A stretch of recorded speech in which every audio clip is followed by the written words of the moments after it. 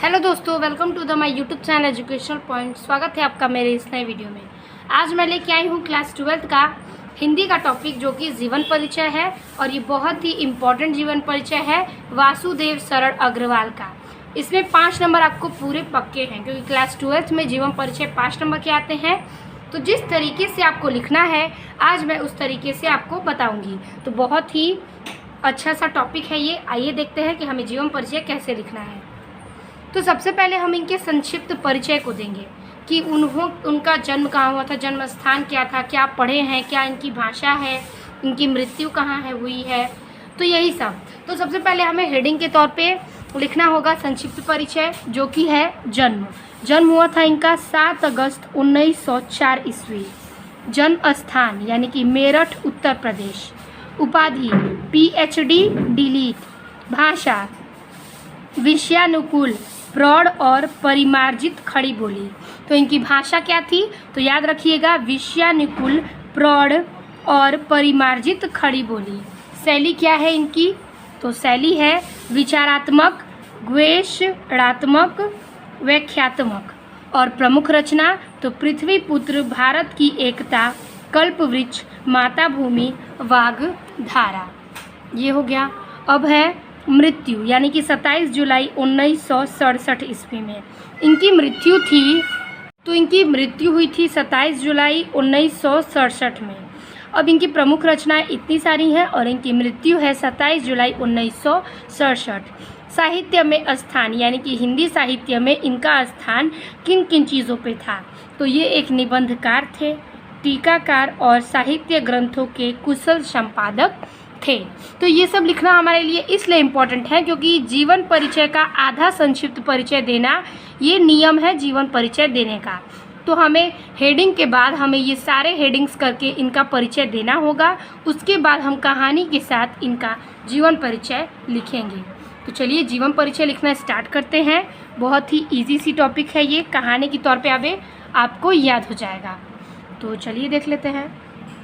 जीवन परिचय में हेडिंग डालना है, फिर लिखना है वासुदेव शरण अग्रवाल का जन्म 7 अगस्त 1904 ईस्वी में मेरठ जनपद के खेड़ा ग्राम में हुआ था।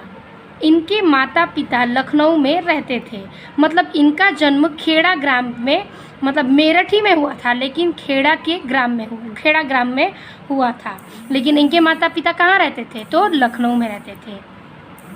अतः इनका बचपन लखनऊ में बीता। इनका जो बचपन है वो लखनऊ में बीता।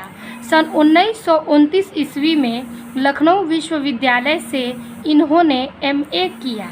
ठीक है, सन 1929 ईस्वी में लखनऊ विश्वविद्यालय से इन्होंने MA की परीक्षा दी है, किया। तदंतर मथुरा के पुरातत्व संग्रहालय, यानी कि मथुरा के पुरातत्व संग्रहालय के अध्यक्ष पद पर रहे। यानी कि मथुरा का जो वहाँ संग्रहालय था उसी में वो अध्यक्ष भी रह चुके हैं। सन 1941 ईस्वी में इन्होंने PhD तथा 1947 ईस्वी में डीलिट की उपाधि प्राप्त की।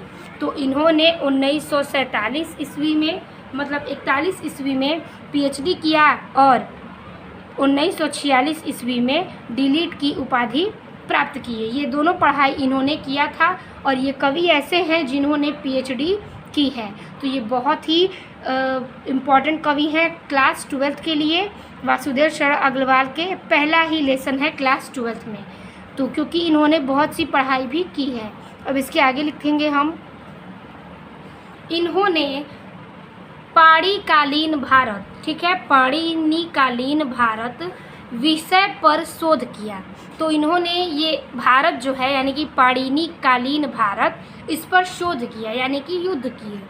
सन 1946 ईस्वी से 1951 ईस्वी तक सेंट्रल एशियन एडिक्टिविटीज़ म्यूजियम के सुप्रिंटेंडेंट और भारतीय पुरातत्व विभाग के अध्यक्ष पद पर कार्य बड़ी प्रतिष्ठा और सफलतापूर्वक किए।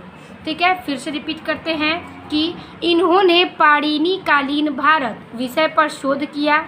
फिर सन 1946 ईस्वी से 1951 ईस्वी तक central Asian antiquities museum, central Asian antiquities museum के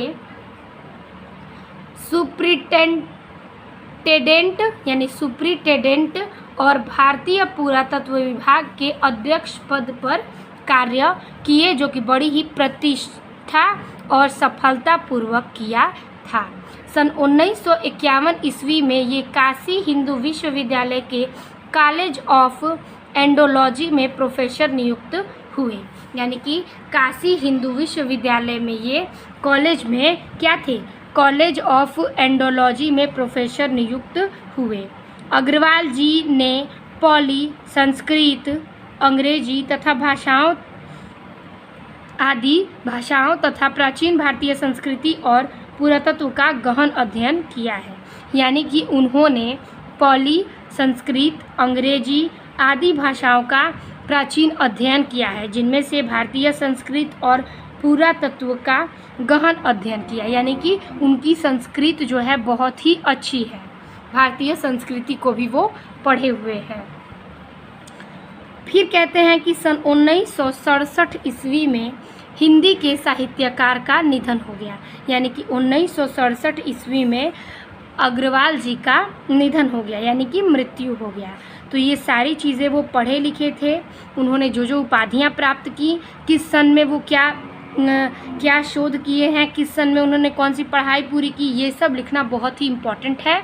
उसके बाद आप ये पूरी कहानी लिखने के बाद लास्ट में प्रमुख रचना लिखेंगे, जो कि आपको रचना अच्छे से इनकी लिखनी है। प्रमुख रचना इनकी है कल्पवृक्ष, पृथ्वीपुत्र, भारत की एकता, माता भूमि, इनकी प्रमुख कृतियाँ हैं। और एक है इनका राष्ट्र का स्वरूप।